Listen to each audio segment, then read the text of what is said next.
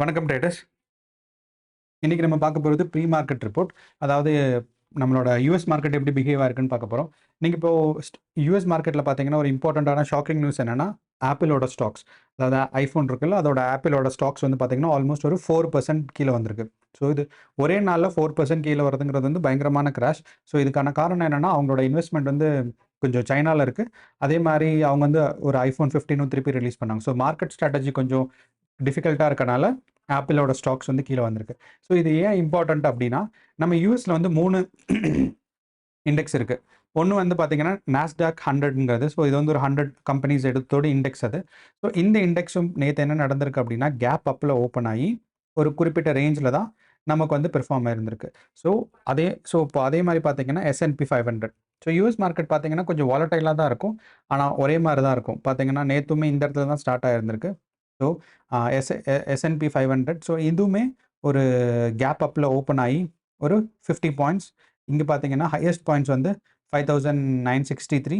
அதே மாதிரி lowest point வந்து 5930. ஸோ ஒரு 50 பாயிண்ட்டுக்குள்ளே தான் மேலே கீழே மூவ் ஆயிருந்திருக்கு. ஸோ இங்கேயுமே வந்து ஒரு ரேஞ்ச் பவுண்ட், அதாவது நமக்கு இங்கே ஒரு பாக்ஸ் வரைஞ்சோன்னா இந்த பாக்ஸ்குள்ளேயே தான் இருந்திருக்கு. இந்த பாக்ஸை விட்டு வெளியே போகிறதுக்கான முயற்சி பண்ணலை. ஸோ இதுதான் வந்து ரேஞ்ச் பவுண்ட், இல்லைன்னா சைட்வேஸ் மூவ்மெண்ட்டுன்னு சொல்லுவாங்க. இப்போ எதுக்கு நம்ம வந்து யூஎஸ் மார்க்கெட் அனாலிசிஸ் பண்ணணும் அப்படின்னா, இப்போ பார்த்தீங்கன்னா 15ஆம் தேதி. ஸோ யூஎஸில் 15ஆம் தேதி மார்க்கெட் முடிஞ்சால் நமக்கு வந்து 16ஆம் தேதி முடியும்.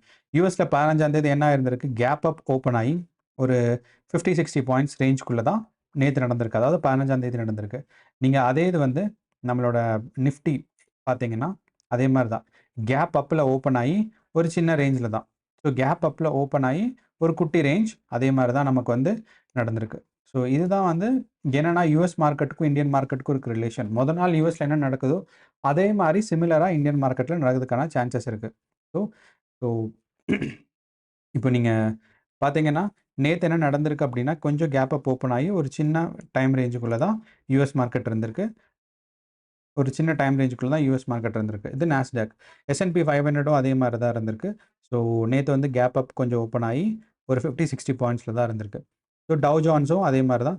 ஸோ டவ் ஜான்ஸ் பார்த்தீங்கன்னாலும் ஒரு கேப் அப்பில் ஓப்பன் ஆகி சிமிலராக ஒரு 30-40 இண்டெக்ஸ்.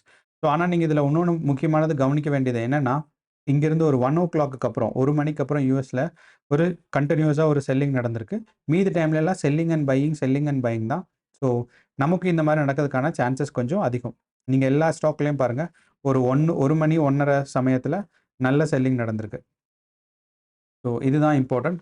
ஸோ இப்போ நமக்கு நிஃப்டியில் என்ன நடக்கலாம் அப்படின்னா, நிஃப்டியும் கொஞ்சம் கேப் அப் ஓப்பன் ஆகி ஆல்மோஸ்ட் ஒரு 50-60 பாயிண்ட்ஸில் தான் நமக்கு நிற்கலாம். இப்போ நிஃப்டியோட நீங்கள் கவனிக்கணும் அப்படின்னா, எப்போ நமக்கு வந்து இந்த 23,400 மேலே கிராஸ் பண்ணுதோ, அதே மாதிரி 20,000 23,000 கீழே கிராஸ் பண்ணுதோ, ஸோ 23,500ம் 23,000 எப்போ மேலேயும் கீழேயும் கிராஸ் பண்ணுதோ, அப்போ தான் மார்க்கெட் வந்து ட்ரெண்ட் ரிவர்ஸ் ஆக போகுதுன்னு அர்த்தம்.